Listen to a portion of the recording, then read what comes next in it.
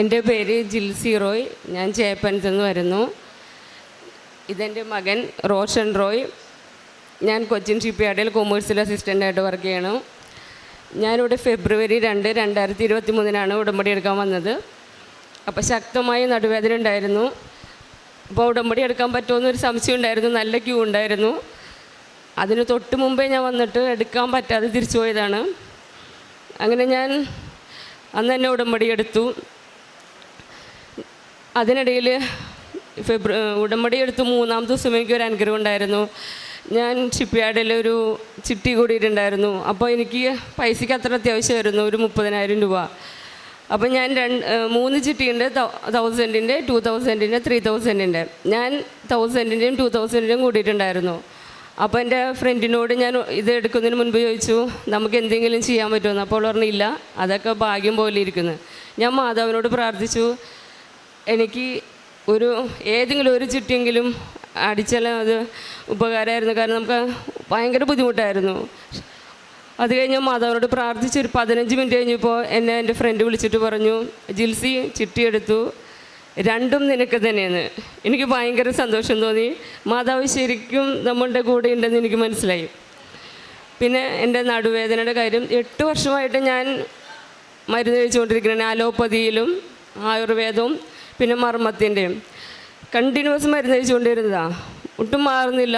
അങ്ങനെ ഞാൻ മാതാവിൻ്റെ നേർച്ച വസ്തുക്കളായ ഈ എണ്ണയും എന്നും പുരട്ടിയിട്ട് വിശ്വാസ പ്രമാണം ചൊല്ലും. അതുപോലെ ഗ്ലാസ്സിൽ വെള്ളമെടുത്ത് ഉപ്പ് ഇട്ടിട്ട് അത് കുടിച്ചിട്ടും പ്രാർത്ഥിക്കും. അങ്ങനെ 2 മാസത്തിനുള്ളിൽ എൻ്റെ ആദ്യത്തെ ഉടമ്പടി പുതുക്കുന്നതിന് മുൻപ് തന്നെ എൻ്റെ നടുവേദന പൂർണ്ണമായിട്ട് സുഖപ്പെട്ടു. ഇതുവരെയും പിന്നെ ഞാൻ മരുന്ന് കഴിച്ചിട്ടില്ല. പിന്നെ 2ാമത്തെ നിയോഗമായിട്ട് വെച്ചത് മോന് വേണ്ടിയിട്ടായിരുന്നു. 2 വയസ്സ് മുതൽ ശ്വാസം മുട്ടുണ്ടായിരുന്നു. 16 വയസ്സായിട്ടും മാറുന്നില്ല. അവൻ കുറേ മരുന്ന് കഴിക്കുന്നുണ്ട്, അതുപോലെ തന്നെ ഇൻഹേലർ യൂസ് ചെയ്യുന്നുണ്ട്. ദിവസം ഒരു ടാബ്ലറ്റും കഴിക്കാതെ അവന് ഉറങ്ങാൻ പറ്റുമായിരുന്നില്ല.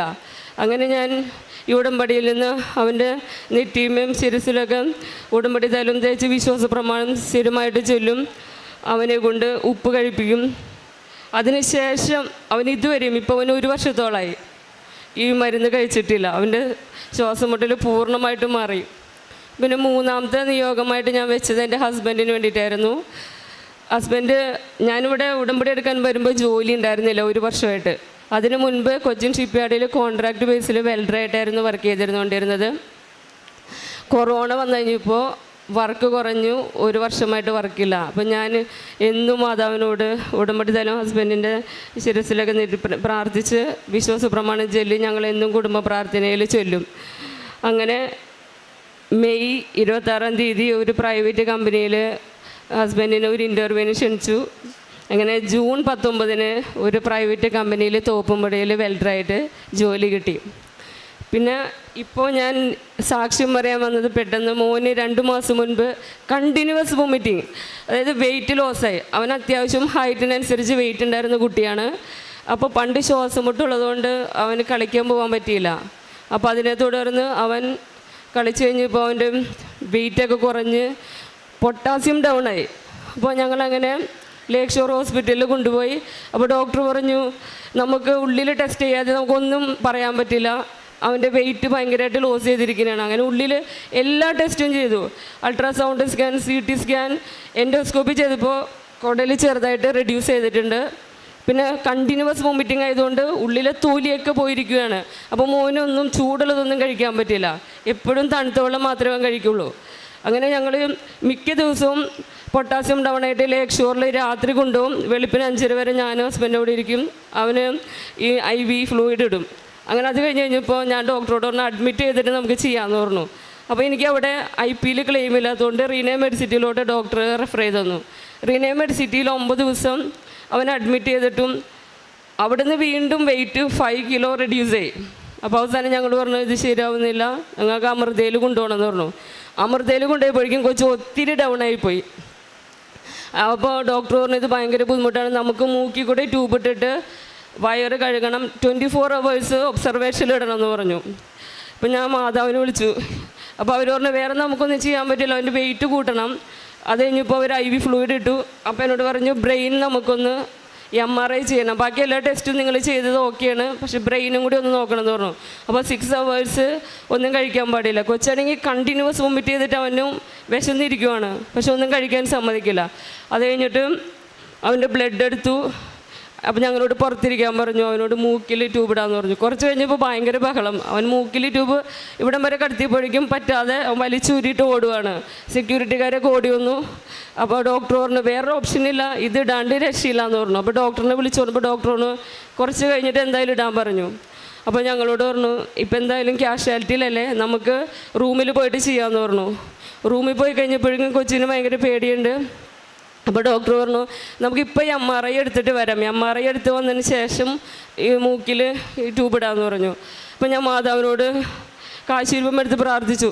കാരണം വേറൊരു ഓപ്ഷൻ ഇല്ലയെന്ന് അച്ഛൻ എപ്പോഴും പ്രസംഗത്തിൽ പറയാറുണ്ട്. വേറൊരു ഓപ്ഷൻ ഇല്ല എന്നുള്ളിടത്ത് നിന്നാണ് മാതാവ് നമുക്ക് അത്ഭുതം തരുന്നത്. ഞാൻ മാതാവിനോട് പ്രാർത്ഥിച്ചു, മാതാവേ മൂക്കിൽ ട്യൂബ് ഇടാതെ അവൻ്റെ ഛർദി മാറ്റിത്തരണേന്ന്.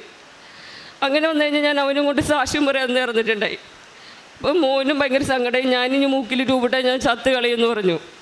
അങ്ങനെ ഞങ്ങൾ MRI എടുത്ത് തിരിച്ചു വന്നു കഴിഞ്ഞപ്പോൾ ഞാൻ ഡോക്ടറോട് പറഞ്ഞു ഡോക്ടർ ഇപ്പം നമുക്ക് ചെയ്യണ്ട. അപ്പോൾ ഡോക്ടർ പറഞ്ഞു ഒരു കാര്യം ചെയ്യ്, ഇനി ഛർദ്ദിച്ച് കഴിഞ്ഞ് കഴിഞ്ഞാൽ മൂക്കിൽ ട്യൂബിടും. അപ്പോൾ കൊച്ചുവിനോട് പറഞ്ഞു ഓക്കെ ആണെന്ന് ചോദിച്ചപ്പോൾ അവൻ പറഞ്ഞു, അവൻ കരഞ്ഞിട്ട് മാതാവിനെ വിളിച്ചു, മാതാവേ ഞാൻ മാതാവിൻ്റെ അടുത്ത് വരാമെന്ന്. പിന്നെ ഡോക്ടർ പറഞ്ഞു ഒരു കാര്യം ചെയ്യ്, ഇപ്പം ഭക്ഷണം കഴിക്കാൻ കൊടുത്തു. അപ്പോൾ 11:30 രാത്രി അവനൊരു ദോശയും കഴിച്ചു, ഒരു ജ്യൂസും കഴിച്ചു. പിന്നെ വെളുപ്പിന് 5:30 ഇപ്പോൾ വന്നിട്ട് പറഞ്ഞു PICUലോട്ട് മാറ്റണം, പൊട്ടാസ്യം തീരെ ഡൗണായി, അതുകൊണ്ട് ICUലോട്ട് മാറ്റണം എന്ന് പറഞ്ഞു. അപ്പോൾ ഞങ്ങൾക്ക് പേടിയായി. അപ്പോൾ ഡോക്ടർ അവിടെ വന്നിട്ട് പറഞ്ഞു പേടിക്കേണ്ട അമ്മേ, നമുക്ക് പൊട്ടാസ്യം തീരെ 1.9 ആയി, തീരെ ഡൗൺ ആയതുകൊണ്ട് അത് ഉയർത്താൻ വേണ്ടിയിട്ടാണ് ICUലോട്ട് മാറ്റിയത്. അപ്പോൾ ഡോക്ടർ വന്നിട്ട് പറഞ്ഞു റോഷൻ ഇതുവരെയും ഞങ്ങൾ ഛർദ്ദിക്കാനായിട്ട് നിനക്ക് മരുന്ന് ചെയ്തില്ല, പക്ഷേ നിൻ്റെ ഛർദി നീ ഇതുവരെയും പിന്നെ ഛർദ്ദിച്ചിട്ടില്ല. ആ 7th May ഇപ്പോൾ 2004 അവൻ ആ ഇത് ദോശ കഴിച്ച ഞങ്ങളെ മാതാവിനെ വിളിച്ച് പിന്നെ ഇതുവരെയും അവൻ ഛർദ്ദിച്ചിട്ടില്ല. ഛർദി ഉണ്ടായിരുന്ന കുട്ടിയാണ്. അപ്പോൾ ഡോക്ടർ പറഞ്ഞു ഛർദി നിൽക്കാനായിട്ട് ഞങ്ങളൊന്നും ചെയ്തിട്ടില്ല, പിന്നെ ഇതെങ്ങനെ സംഭവിച്ചെന്ന് ചോദിച്ചു. അപ്പോൾ ഞാൻ പറഞ്ഞു മാതാവ് ഇടപെട്ടതാണെന്ന് പറഞ്ഞു.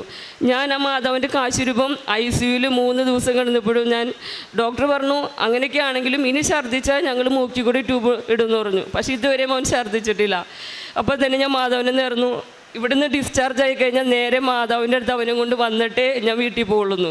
അന്ന് ഞങ്ങൾ വന്നു, അവനെ കൊണ്ട് ഇതൊക്കെ ചെയ്തു. പക്ഷേ എനിക്ക് സാക്ഷ്യം പറയണമെങ്കിൽ ഉടമ്പടി പുതുക്കിയിട്ടുണ്ടായിരുന്നില്ല. ശനിയാഴ്ച വന്ന് ഞാൻ ഉടമ്പടി പുതുക്കി. അപ്പോൾ മോൻ കൂടി ഉണ്ടായിരുന്നില്ല. അപ്പോൾ ഇന്നലെ ഹോസ്പിറ്റലിൽ പോയപ്പോഴും വെയിറ്റ് ഇപ്പോഴും കുറവാണ്, പക്ഷെ ഛർദിയില്ല. വെയിറ്റ് മാതാവിൻ്റെ അനുഗ്രഹം കൊണ്ട് മാറും ഞാൻ ഉറച്ച് വിശ്വസിക്കുന്നു. ഇത്ര വലിയ അനുഗ്രഹം നേടുന്ന എൻ്റെ മാതാവിനും ഈശോയ്ക്കും നന്ദി. ഇനിയും ഞങ്ങളുടെ ജീവിതത്തിലും ഇവിടെ വന്ന് പ്രാർത്ഥിക്കുന്ന എല്ലാവരുടെയും ജീവിതത്തിലും അനുഗ്രഹം ഉണ്ടാവണമെന്ന് പ്രാർത്ഥിക്കുന്നു. ഞാൻ ഉടമ്പടി എടുത്തതിൽ പിന്നെ എല്ലാ ദിവസവും പ്രാർത്ഥന ചൊല്ലും. സന്ധ്യാപ്രാർത്ഥനയിലും എൻ്റെ മക്കളും ഹസ്ബൻഡിനും കൂടി ഈ തിരികത്തിച്ച് പ്രാർത്ഥിക്കും. ഇതിക്കായിട്ട് ഞാൻ അനാഥാലയത്തിൽ അമ്മമാർക്ക് ഫുഡും അതുപോലെ വസ്ത്രവും കൊടുത്തിരുന്നു. ഞാൻ മുടങ്ങാതെ പള്ളിയിൽ പോകാറുണ്ട്. പക്ഷേ ഇപ്പോൾ ഞാൻ 2 ആഴ്ചയായിട്ട് മുടങ്ങി. കാരണം 24 ദിവസം ഹോസ്പിറ്റലിൽ അവൻ അഡ്മിറ്റായിരുന്നു. അതുകൊണ്ട് 2 ആഴ്ച ഞാൻ മുടങ്ങിയിട്ടുണ്ട്.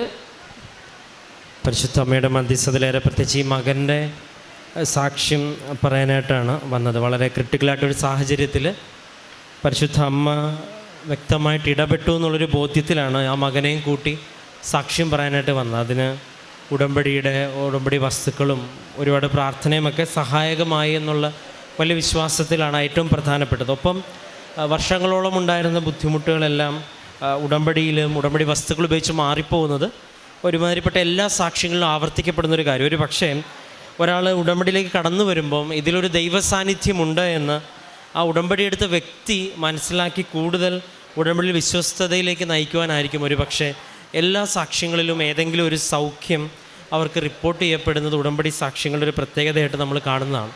ഒപ്പം വിശ്വാസ ജീവിതത്തിൽ ഉണ്ടാകുന്ന പ്രാർത്ഥനയിലുള്ള വളർച്ചയും ഒപ്പം നമ്മുടെ വിശ്വാസ ജീവിതം മറ്റുള്ളവർക്ക് നൽകുന്ന പ്രചോദനം ഇതെല്ലാം ഉടമ്പടി സാക്ഷ്യങ്ങൾ നമ്മൾ സ്ഥിരം കാണുന്നതാണ്.